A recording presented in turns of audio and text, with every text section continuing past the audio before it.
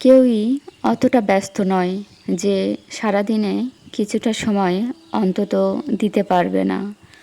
ঘন ঘন সময় দেওয়া মানুষটি যদি হঠাৎ করে ব্যস্ততা দেখাতে শুরু করে, তবে বুঝে নেবেন তার জীবনে আপনার যে জায়গাটা ছিল সেটা ইতিমধ্যে অন্য কেউ দখল করে ফেলেছে।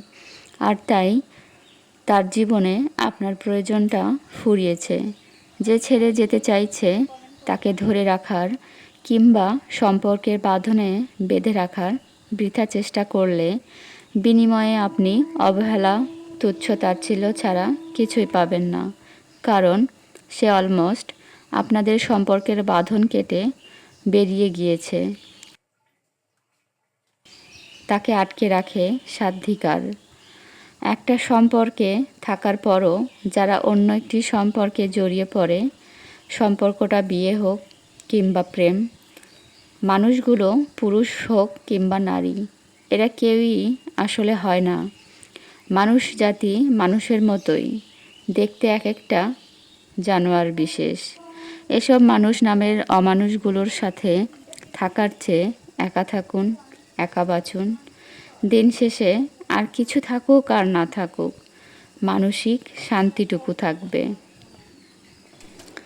দুজন মানুষের মধ্যে যখন কথা বলাটা কমে যায়, তখন ভালোবাসার টানটাও কমে যায়। যখন একজন আরেকজনকে ব্যস্ততা দেখাতে শুরু করে, তখন আসলে তার প্রতি সে আগ্রহটাও হারিয়ে ফেলে। কারণ তাকে তার আগের মতো আর লাগছে না। সে অন্য একটি সম্পর্কে জড়িয়ে পড়েছে। সেই নতুন সম্পর্কে তার বাঁচার স্বাদ হচ্ছে। সেখানেই সে নিজেকে কমফোর্ট ফিল করছে। এজন্যই সে আপনাকে আর আগের মতো করে চাইছে না। যখনই এমনটা দেখবেন, আসলে সেই সম্পর্কটা খুব বেশি দিনও টেকে না। সেই সম্পর্ক থেকে বেরিয়ে যাওয়া উচিত। কারণ সেখানে আপনি শুধু অবহেলাই পাবেন আর তুচ্ছ-তাচ্ছিল্যের মতোই একজন মানুষ হবেন। সেখানে প্রতিনিয়ত আপনাকে অপমানিত হতে হবে, আপনাকে কথা শুনতে হবে, খোঁটা শুনতে হবে।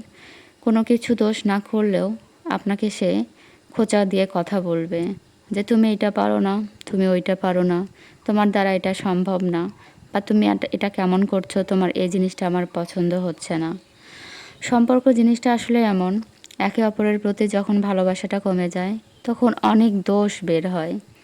যে দোষগুলো সম্পর্ক ভালো থাকা অবস্থায় সেগুলো বের হয় না, বরং তখন সে একে অপরের প্রশংসাই করে।